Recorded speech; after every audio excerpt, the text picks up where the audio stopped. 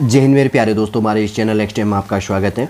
देखिए 5 जून 2025 को Uttarakhand public service commission के द्वारा यहाँ पर क्या किया गया, ज्येष्ठ वैज्ञानिक सहायक विधि विज्ञान प्रयोगशाला एग्जामिनेशन 2024 से रिलेटेड यहाँ पर नोटिफिकेशन अपडेट किया गया है।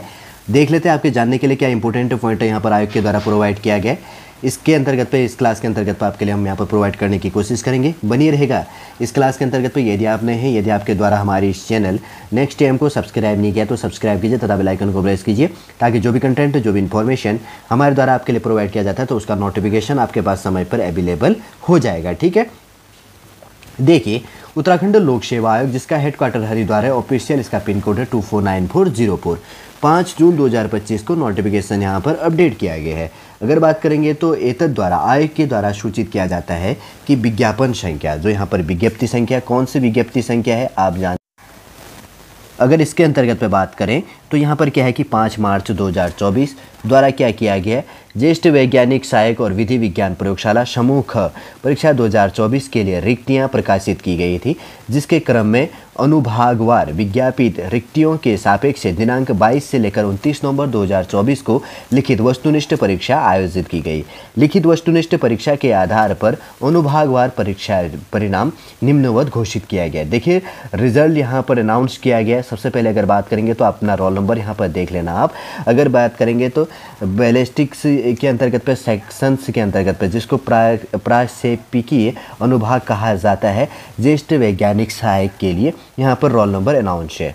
सेकेंड पॉइंट है ज्येष्ठ वैज्ञानिक सहायक भौतिकी तथा वॉइस यहाँ पर आइडेंटिफिकेशंस अनुभाग के अंतर्गत पे, physics and voice identifications sections के अंतर्गत पे रोल नंबर यहाँ पर देख लेना।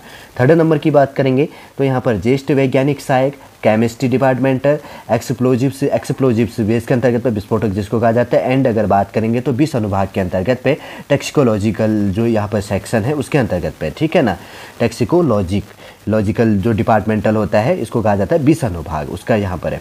फोर्थ नंबर की बात करेंगे तो ज्येष्ठ वैज्ञानिक सहायक हो गया नार्कोटिक्स एंड साइकोट्रोपिक्स सेक्शंस के अंतर्गत का यहाँ पर रोल नंबर यहाँ पर अनाउंस है ये वाला।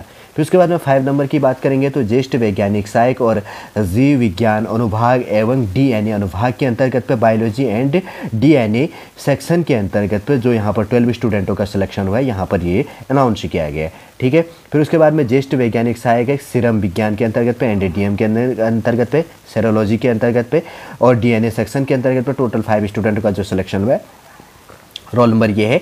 ज्येष्ठ वैज्ञानिक सहायक और प्रलेख परीक्षा अनुभाग के अंतर्गत पे अगर बात करेंगे तो डॉक्यूमेंट सेक्शंस के अंतर्गत पे यहाँ पर टोटल 5 स्टूडेंटों का यहाँ पर सिलेक्शन है। 8वें नंबर की बात करेंगे तो ज्येष्ठ वैज्ञानिक सहायक और कंप्यूटर फॉरेंसिक अनुभाग के अंतर्गत पे, जो कंप्यूटर फॉरेंसिक सेक्शंस के अंतर्गत पे टोटल 10 स्टूडेंटों का सिलेक्शन हुआ है। यहाँ पर रोल नंबर ये चीज़ प्रोवाइड किया गया है।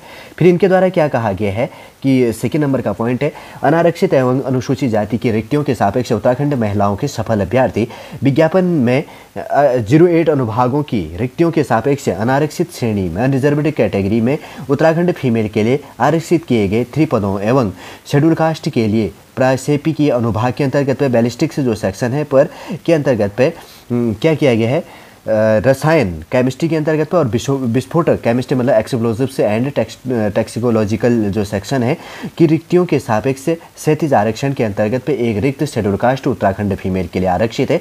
उपरोक्तानुसार, उपरोक्त मतलब ऊपर के अनुसार यहाँ पर आरक्षित रिक्तियों के सापेक्ष मेरिट के आधार पर निम्न उत्तराखंड महिला अभ्यर्थियों को लिखित वस्तुनिष्ठ परीक्षा में सफल घोषित किया गया है। देख लीजिए यहाँ पर ये रोल नंबर अनाउंस ये चीज़ किया गया, आप पढ़ लेना इसके अंतर्गत पे, जिस डिपार्टमेंटल जो चीज़ है, ठीक है ना। केमिस्ट्री के अंतर्गत पे सीरम या जो चीज़ है, सेरोलॉजिकल डिपार्टमेंटल जो एटसेट्रा जो चीज़ है, यहाँ पर रोल नंबर अनाउंस है और टोटल इसके अंतर्गत पर 18 स्टूडेंट हैं। ठीक है, इनके द्वारा क्या कहा गया है, ये नोट भी काफ़ी इंपॉर्टेंट है।